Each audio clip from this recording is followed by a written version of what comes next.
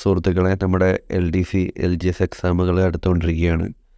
അപ്പോൾ ഇമ്പോർട്ടൻ്റ് ആയിട്ട് തോന്നിയൊരു 30 ചോദ്യങ്ങൾ ഉൾപ്പെടുത്തിയിട്ടുള്ളൊരു റിവിഷൻ സീരീസാണ്. അപ്പോൾ നിങ്ങൾ എല്ലാവരും വീഡിയോ മുഴുവനായിട്ട് കണ്ടു നോക്കുക. നമുക്ക് കഴിയുന്ന രീതിയിലുള്ള ചെറിയ കണക്ഷനുകളൊക്കെ ഉൾപ്പെടുത്തിയിട്ടുണ്ട്. അപ്പോൾ എല്ലാവരും കണ്ടിട്ട് അഭിപ്രായങ്ങൾ അറിയിക്കുക.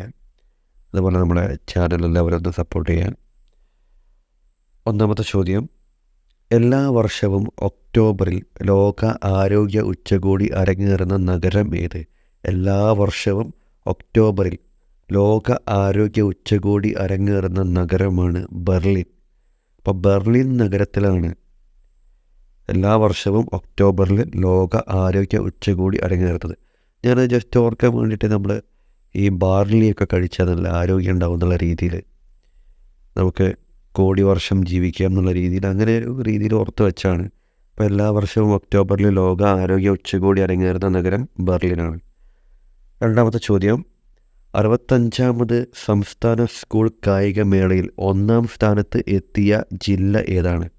65ാമത് സംസ്ഥാന സ്കൂൾ കായികമേളയിൽ 1-ാം സ്ഥാനത്ത് എത്തിയ ജില്ല പാലക്കാടാണ്. ജസ്റ്റ് ഓർക്കാൻ വേണ്ടിയിട്ട്, പാലക്കാട് നല്ല ചൂടാണല്ലോ.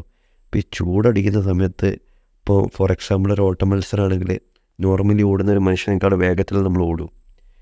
ഏത് വിഭാഗത്തിൽപ്പെട്ട മത്സരമാണെങ്കിലും നമ്മളിപ്പോൾ നല്ല ചൂടടിക്കുന്ന സമയത്ത് ഓട്ടത്തിന് കുറച്ച് സ്പീഡ് കൂടും. ആ രീതിയിൽ അവർ 1-ാം സ്ഥാനത്ത് എത്തി എന്നുള്ള രീതിയിലാണ് ഞാൻ ജസ്റ്റ് ഓർത്ത് വെച്ചത്. നിങ്ങൾക്ക് അങ്ങനെ കിട്ടുന്നുണ്ടോ നോക്കാം. ഇനി 65 എന്നുള്ളതിൽ 5 തിരിച്ചിട്ടാൽ ഒരു പാ കിട്ടും, പാലക്കാട് നിന്ന് കിട്ടും. അപ്പോൾ ആ രീതിയിൽ കണക്ട് ചെയ്ത് വെച്ചാൽ നമുക്ക് ഈസി ആയിട്ട് പിടിക്കാം.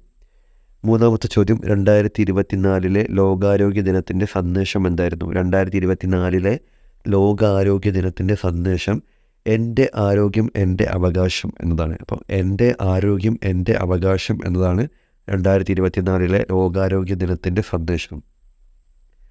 നാലാമത്തെ ചോദ്യം: 6ാമത് ലോക ദുരന്ത നിവാരണ കോൺഗ്രസ്സിന് വേദിയായ ഇന്ത്യൻ സംസ്ഥാനം ഏത്? 6ാമത് ലോക ദുരന്ത നിവാരണ കോൺഗ്രസ്സിന് വേദിയായ ഇന്ത്യൻ സംസ്ഥാനം ഏത്? ഉത്തരാഖണ്ഡാണ്. ഉത്തരാഖണ്ഡ്. നമ്മൾക്ക് ജീവിതത്തിലൊരു ദുരന്തം സംഭവിക്കുമ്പോഴൊക്കെ ചിലവർ ഉത്തരത്തിൽ തൂങ്ങി മരിക്കും എന്നുള്ള രീതിയിലൊക്കെ നമ്മൾ കണക്ട് ചെയ്യുകയാണെങ്കിൽ അവിടെ കിട്ടും. നമ്മളെന്തെങ്കിലും ഒരു ദുരന്തം സംഭവിച്ചു കഴിഞ്ഞാൽ നമുക്ക് അതിൽ ഓവർകം ചെയ്യാൻ കഴിയാത്ത ആളുകളൊക്കെയാണല്ലോ ഉത്തരത്തിൽ കെട്ടി തൂങ്ങി മരിച്ചു എന്നുള്ള രീതിയിലൊക്കെ നമ്മൾ കേൾക്കാറുള്ളത്. അപ്പോൾ ആ രീതിയിൽ ഓർത്ത് വെച്ചാൽ 6ാമത് ലോക ദുരന്ത നിവാരണ കോൺഗ്രസ്സിന് വേദിയായ ഇന്ത്യൻ സംസ്ഥാനം ഉത്തരാഖണ്ഡാന്ന് കിട്ടും. 2023 ഒക്ടോബറിൽ അറബിക്കടലിൽ രൂപമെടുത്ത ചുഴലിക്കാറ്റ് ഏത്? 2023 ഒക്ടോബറിൽ അറബിക്കടലിൽ രൂപമെടുത്ത ചുഴലിക്കാറ്റാണ് തേജ്. അപ്പം ഞാൻ ആലോചിച്ചത്, നമ്മൾ അറബിക്കടലിൽ സൂര്യൻ തേജസ്സോടെ ഉയരുന്നു. അറബിക്കടലിൽ നിന്ന് കണ്ട തേജിൽ നിന്ന് കിട്ടാൻ വേണ്ടിയിട്ട് നമുക്ക് അടുത്തുള്ളത് അറബിക്കടലാണ്. ഈ അറബിക്കടലിൽ ഈ സൂര്യൻ ഉദിക്കുന്നു അസ്തമിക്കുന്നു എന്നുള്ളതാണ്. നമ്മൾ സാധാരണ ഈ സൺസെറ്റ് കാണാനൊക്കെ പോകുന്നത് ആ രീതിയിൽ ആലോചിക്കുമ്പോൾ തേജ്, സൂര്യൻ്റെ തേജസ് എന്നുള്ള രീതിയിൽ നമുക്ക് അവിടെ ഓർത്ത് വെക്കാം. അടുത്തത്: മലയാളത്തിലെ ഏത് പ്രമുഖ സാഹിത്യകാരൻ്റെ ആത്മകഥയാണ് അക്കങ്ങളിൽ കൊത്തിയ അക്ഷരങ്ങൾ? അക്കങ്ങളിൽ കൊത്തിയ അക്ഷരങ്ങൾ സേതുവാണ്. സേതു. അപ്പോൾ സേതു എന്ന് പറയുന്ന സാഹിത്യകാരൻ്റെ ആത്മകഥയാണ് അക്കങ്ങളിൽ കൊത്തിയ അക്ഷരങ്ങൾ. ഇത് ഓർത്ത് വയ്ക്കാനായിട്ട് ഞാൻ ജസ്റ്റ് നമ്മൾ കിരീടത്തിൽ സേതുമാധവൻ കത്തി താഴെ ഇടറ എന്നുള്ള ഡയലോഗുണ്ട്. അക്കങ്ങളിൽ കൊത്തിയ അക്ഷരങ്ങൾ, കൊത്തണമെങ്കിൽ ഒരു കത്തി വേണമല്ലോ.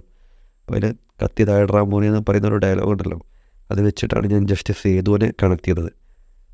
മലയാളത്തിലെ ഏത് പ്രമുഖ സാഹിത്യകാരൻ്റെ ആത്മകഥയാണ് അക്കങ്ങളിൽ കൊത്തിയ അക്ഷരങ്ങൾ എന്ന് ചോദിച്ചാൽ, കൊത്തിയ എന്നുള്ളത് കുത്തിയ എന്ന് ആലോചിച്ചാലും മതി. കുത്തിയ എന്ന് പറയുമ്പോൾ കുത്താൻ പോകുമ്പോഴാണല്ലോ സേതുമാധവനോട് പറയുന്നത്, മോനെ കത്തി താഴെ അച്ഛനാണ് പറയുന്നത് ഒരു ഡയലോഗ് ഉണ്ടല്ലോ. അപ്പോൾ അതോട് ആലോചിക്കുകയാണെങ്കിൽ അവിടെ കിട്ടും. ഏഴാമത്തെ ചോദ്യം: വിഴിഞ്ഞം തുറമുഖത്തെത്തിയ ആദ്യത്തെ കപ്പൽ ഏതാണ്? വിഴിഞ്ഞം തുറമുഖത്തെത്തിയ ആദ്യത്തെ കപ്പലാണ് ഷെൻഹുവ 15. ഷെൻഹുവ 15 വിഴിഞ്ഞം തുറമുഖത്തെത്തിയ ആദ്യത്തെ കപ്പൽ. ഈ നമ്പർ ചിലപ്പോൾ 15, 16, 17 എന്നൊക്കെ തരും. ഇപ്പോൾ 15 എന്നുള്ള രീതിയിൽ കപ്പലിൻ്റെ പാ പിടിച്ചിട്ട് നമുക്ക് 5 പിടിക്കാം. കപ്പലിൽ 2 പാ വരുന്നുണ്ടല്ലോ, ഈ പാ ജസ്റ്റ് തിരിച്ചിട്ട് കഴിഞ്ഞാൽ 5 എന്നുള്ള രീതി കിട്ടും. അങ്ങനെ ഓർക്കുകയാണെങ്കിൽ നമുക്ക് അവിടെ പിടിക്കാം. 8ാമത്തെ ചോദ്യം 1984 ഭോപ്പാൽ വിഷവാതക ദുരന്തം പ്രമേയമാക്കി ഇറങ്ങിയ ദ റെയിൽവേ മെൻ എന്താണ്? ദ റെയിൽവേ മെൻ എന്ന് പറയുന്നത് TV മിനി സീരീസാണ്. 1984 ഭോപ്പാൽ വിഷവാതക ദുരന്തം പ്രമേയമായി ഇറങ്ങിയ ദി റെയിൽവേ മെൻ എന്ന് പറയുന്നത് എന്താണ്? ഒരു TV മിനി സീരീസാണ്. അങ്ങനെ ഓർത്ത് വെക്കുക.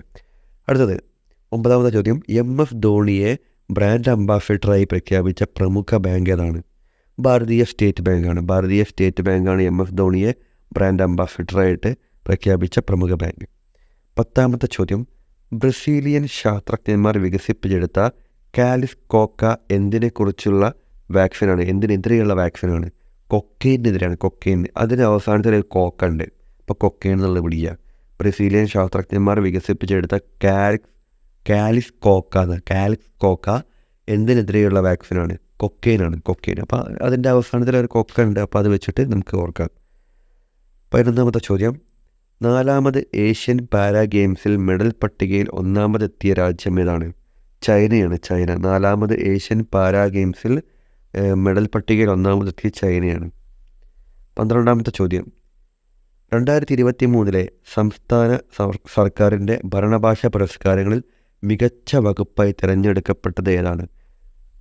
2023 സംസ്ഥാന സർക്കാരിൻ്റെ ഭരണഭാഷാ പുരസ്കാരങ്ങളിൽ മികച്ച വകുപ്പായി തിരഞ്ഞെടുക്കപ്പെട്ടത് ഏതാണ്? സാമ്പത്തിക സ്ഥിതിവിവരക്കണക്ക് വകുപ്പാണ്. സാമ്പത്തിക സ്ഥിതിവിവരക്കണക്ക് വകുപ്പാണ് 2023 സംസ്ഥാന സർക്കാരിൻ്റെ ഭരണഭാഷാ പുരസ്കാരങ്ങളിൽ മികച്ച വകുപ്പായിട്ട് തിരഞ്ഞെടുത്തത്. 13ാമത്തെ ചോദ്യം ബഹിരാകാശത്ത് വിജയകരമായി എലിയുടെ ഭ്രൂണം ആദ്യമായി വികസിപ്പിച്ചെടുത്തത് ഏത് രാജ്യത്തെ ശാസ്ത്രജ്ഞന്മാരാണ്? ജപ്പാനാണ്. ജപ്പാൻ. അപ്പോൾ ബഹിരാകാശത്ത് വിജയകരമായിട്ട് എലിയുടെ ഭ്രൂണം ആദ്യമായിട്ട് വികസിപ്പിച്ചെടുത്തത് ജപ്പാനിലെ ശാസ്ത്രജ്ഞന്മാരാണ്. അപ്പോൾ നമ്മൾ ആലോചിക്കില്ലേ, ഇതൊക്കെ കേൾക്കുന്ന സമയത്ത് ഒരാളൊരു ജപ്പാനാണെന്ന് അറിയില്ലേ? ഒരാൾ ജപ്പാനാണ്. അതായത് നല്ല ബുദ്ധിയുള്ള ആളുകളൊക്കെ നമ്മളങ്ങനെ പറയുമല്ലോ, നല്ല ഐഡിയ ഒക്കെ കണ്ടുപിടിക്കുന്ന ഒരാൾ ജപ്പാനാന്നുള്ള രീതിയിൽ ഓർത്ത് വെച്ചാൽ. അടുത്തത് ISO സർട്ടിഫിക്കേഷൻ നേടിയ കേരളത്തിലെ ആദ്യത്തെ കളക്ടറേറ്റ് ഏത്? കോട്ടയം. ISO സർട്ടിഫിക്കേഷൻ നേടിയ കേരളത്തിലെ ആദ്യത്തെ കളക്ടറേറ്റ് കോട്ടയമാണ്. കോട്ടയം. അടുത്തത് 15ാമത്തെ ചോദ്യം ഏത് കായിക ഇനവുമായി ബന്ധപ്പെട്ട് ചർച്ചയായ പദമാണ് ബാസ്ബോൾ? ക്രിക്കറ്റാണ്. ക്രിക്കറ്റ്. ഏത് കായിക ഇനവുമായി ബന്ധപ്പെട്ട ചർച്ചയായ പദമാണ് ബാസ്ബോൾ? ക്രിക്കറ്റാണ്. അപ്പം അത് നമ്മൾ ഈ ക്രിക്കറ്റ് കാണുമ്പോൾ നല്ല കമാൻഡറി പറയല്ലോ. വേറെ ഗെയിംസിനൊന്നും അത്ര അങ്ങോട്ട് ഉണ്ടാവില്ല. അത്രയും ബാസിലായിരിക്കും വരിക. സൗണ്ട് നല്ല ബാസിലായിരിക്കും എന്നുള്ള ആലോചിക്കുക. 16ാമത്തെ ചോദ്യം കേരളത്തിലെ ഏത് പ്രമുഖ ബിസിനസ്സുകാരൻ്റെ ഓർമ്മക്കുറിപ്പാണ് spreading joy? Spreading joy Joy ആലുക്കാസാണ്. അപ്പോൾ പേരിൽ തന്നെ ഉണ്ട്. ജോയ് ആലുക്കാസിൻ്റെതാണ് spreading joy. 2023 world cup volleyball ചാമ്പ്യൻഷിപ്പിന് വേദിയായ ഇന്ത്യൻ നഗരം ഏതാണ്? ബാംഗ്ലൂരാണ്. ബാംഗ്ലൂരു. 2023 വേൾഡ് ക്ലബ്ബ് വോളിബോൾ ചാമ്പ്യൻഷിപ്പിന് വേദിയായ ഇന്ത്യൻ നഗരം ബാംഗ്ലൂരാണ്. 18ാമത്തെ ചോദ്യം ആരുടെ 200ാമത്തെ പുസ്തകമാണ് വാമൻ വൃക്ഷകല? വാമൻ വൃക്ഷകല എന്ന് പറയുന്നത് PS ശ്രീധരൻപിള്ളയുടെ പുസ്തകമാണ്. 200ാമത്തെ പുസ്തകമാണ് വാമൻ വൃക്ഷകല. 2023 ഏഷ്യൻ വനിതാ ചാമ്പ്യൻസ് ട്രോഫി ഹോക്കി ജേതാക്കളാണ്.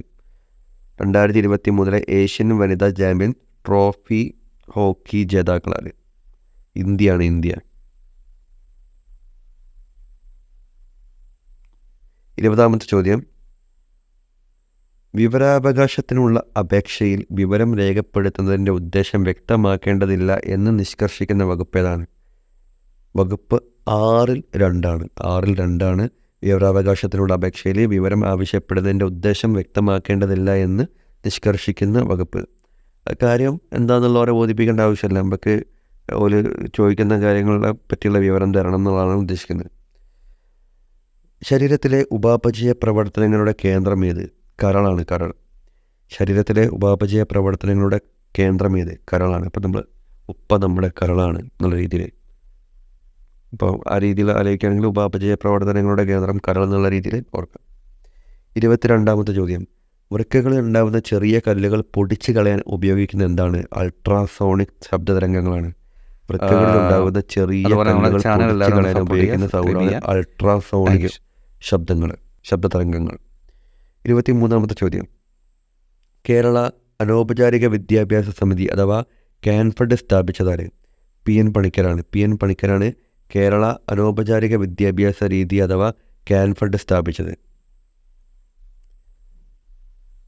അടുത്തത്, ഒളിമ്പിക്സ് മാർച്ച് പാസ്റ്റിൽ ആദ്യം അണിനിരക്കുന്ന രാജ്യം ഏതാണ്? ഗ്രീസാണ്. ഗ്രീസ്. ഒളിമ്പിക്സ് മാർച്ച് പാസ്റ്റിൽ ആദ്യം അണിനിരക്കുന്ന രാജ്യം ഗ്രീസാണ്. അടുത്ത ക്വസ്റ്റ്യൻ, 25-ാമത്തെ ക്വസ്റ്റ്യൻ. അതിന് കണക്ഷൻ വേണമെന്നുണ്ടാവില്ല, നമുക്ക് ഓർക്കാവുന്നതേ ഉള്ളൂ. 25-ാമത്തെ ചോദ്യം. 18 വയസ്സിൽ താഴെയുള്ള കുട്ടികളുടെ സമഗ്ര ആരോഗ്യ സംരക്ഷണത്തിനുള്ള സേവനങ്ങൾ ഒരു കുടക്കീഴിൽ ഉറപ്പുവരുത്തുന്ന പദ്ധതിയാണ് ആരോഗ്യകിരണം. 18 വയസ്സിൽ താഴെയുള്ള കുട്ടികളുടെ സമഗ്ര ആരോഗ്യ സംരക്ഷണത്തിനുള്ള സേവനങ്ങൾ ഒരു കുടക്കീഴിൽ ഉറപ്പുവരുത്തുന്ന പദ്ധതിയാണ് ആരോഗ്യകിരണം. 26-ാമത്തെ ചോദ്യം. കത്തുന്ന അടുപ്പിൻ്റെ വശത്ത് നിൽക്കുമ്പോൾ ചൂട് അനുഭവപ്പെടുന്നത് ഏതിനം താപപ്രേഷണത്തിന് ഉദാഹരണമാണ്? കത്തുന്ന അടുപ്പിൻ്റെ വശത്ത് നിൽക്കുമ്പോൾ ചൂട് അനുഭവപ്പെടുന്നത് ഏതിനം താപപ്രേഷണത്തിന് ഉദാഹരണമാണ്? വികിരണമാണ്. വികിരണം.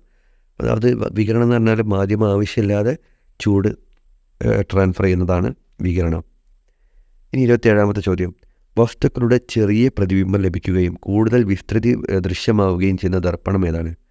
കോൺവെക്സ് ദർപ്പണമാണ്. അപ്പോൾ കോൺവെക്സ് ദർപ്പണത്തിലാണ് വസ്തുക്കളുടെ ചെറിയ പ്രതിബിംബം ലഭിക്കുകയും അതിൻ്റെ വിസ്തൃതി വലിയ രീതിയിൽ കിട്ടുകയും ചെയ്യുന്ന ദർപ്പണം കോൺവെക്സ് ആണ്. നമ്മൾ വാഹനങ്ങളിലെ റിയർ വ്യൂ മിററൊക്കെ കോൺവെക്സ് ആണ്. കാരണം ആ ഒരു റോഡും ആ റോഡിലുള്ള കംപ്ലീറ്റ് വണ്ടിയും ആ ഒരു മിററിൽ കിട്ടണം. ഇപ്പോൾ സമതല ദർപ്പണമൊക്കെ ആണെങ്കിൽ ഒരു വണ്ടി ഇങ്ങനെ വരുമ്പോൾ തന്നെ മിറർ ഫുള്ളാവും, നമുക്കൊന്നും കാണാൻ പറ്റില്ല. അപ്പോൾ ബൈക്ക് ഓടിച്ചു പോകുന്ന സമയത്തൊക്കെ നമ്മളെ ബാക്കിൽ വരുന്ന എല്ലാ വണ്ടിയും കാണണം, ആ റോഡ് കാണണം. അത്രയും കാണണമെങ്കിൽ ഈ ഒരു വിസ്തൃതി കൂടുതൽ വേണമല്ലോ, വീക്ഷണ വിസ്തൃതി കൂടുതൽ വേണം. അതുപോലെ എല്ലാ വസ്തുക്കളുടെയും പ്രതിബിംബം കിട്ടും വേണം. അപ്പോൾ കോൺവെക്സ് ആണ്, പുറമേക്ക് തള്ളിയും കൊണ്ടായിരിക്കും ഉണ്ടാവുക. 28-ാമത്തെ ചോദ്യം. ബ്രോൺസ് അഥവാ ഓട് ഏതൊക്കെ ലോഹങ്ങളുടെ സങ്കരമാണ്? കോപ്പറിൻ്റെയും ടിന്നിൻ്റെയാണ്. ബ്രോൺസ് അഥവാ ഓട് ഏതൊക്കെ ലോഹങ്ങളുടെ സങ്കരമാണ്? കോപ്പറും ടിന്നും. കോപ്പറിൻ്റെയും ടിന്നിൻ്റെയും സങ്കരമാണ് ഓട് അഥവാ ബ്രോൺസ്. ഇത് ഇനി ഓർത്ത് വെക്കണമെങ്കിൽ ഇപ്പോൾ കോപ്പറും സിങ്കും എന്നൊക്കെ പറഞ്ഞ് കൺഫ്യൂഷനായി പോകൊണ്ടിരിക്കുകയാണ്. ഇപ്പം ബ്രോൺസ് എന്ന് പറയുന്നത് ഓടാന്നുള്ള ഓർക്കുക. അതിന് ഓട്. എന്തെങ്കിലും ഒരു എമർജൻസിക്ക് വരുമ്പോൾ നമ്മൾ പറയും ബ്രോ ഓടിക്കുമോ.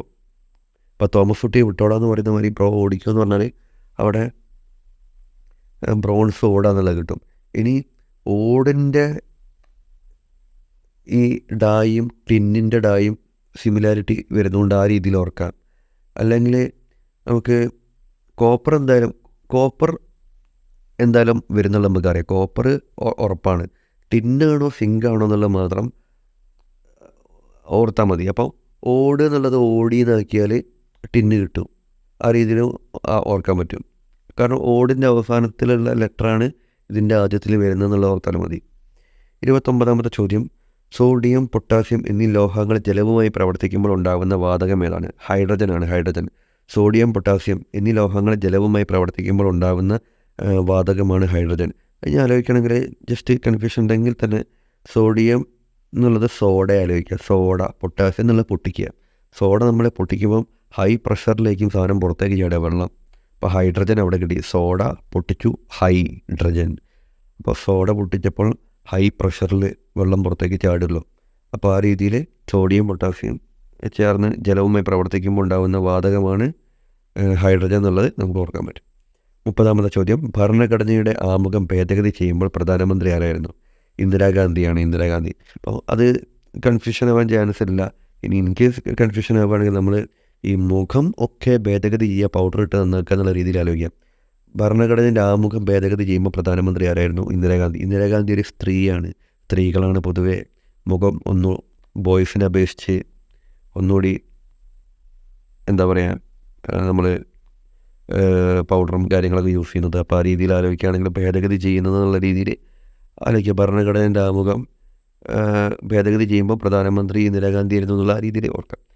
കളിയാക്കാൻ വേണ്ടി പറഞ്ഞതല്ല, നമുക്ക് ജസ്റ്റ് ഓർക്കാൻ വേണ്ടി മാത്രം പറഞ്ഞതാണ്.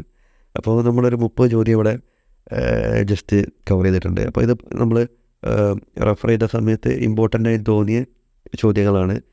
ഒരുപാട് ക്വസ്റ്റ്യൻ പേപ്പറിലൊക്കെ കണ്ടിട്ടുണ്ട്. അപ്പോൾ ആ രീതിയിൽ സെലക്ട് ചെയ്തെടുത്തതാണ്. അപ്പം നിങ്ങൾ എല്ലാവരും കണ്ടു നോക്കുക, കോഡുകൾ കണക്റ്റ് ആവുന്നുണ്ടോ നോക്കുക. ഇതിൽ നല്ല കോഡുകൾ കിട്ടുകയാണെങ്കിൽ ഒന്ന് കമൻറ്റ് ബോക്സിൽ ഷെയർ ചെയ്യുക. അതുപോലെ നമ്മുടെ ചാനൽ ഒന്ന് എല്ലാവരും സബ്സ്ക്രൈബ് ചെയ്ത് സപ്പോർട്ട് ചെയ്യുക. കൂടുതൽ പേരിലേക്ക് വീഡിയോ ഷെയർ ചെയ്യുക. Thank you.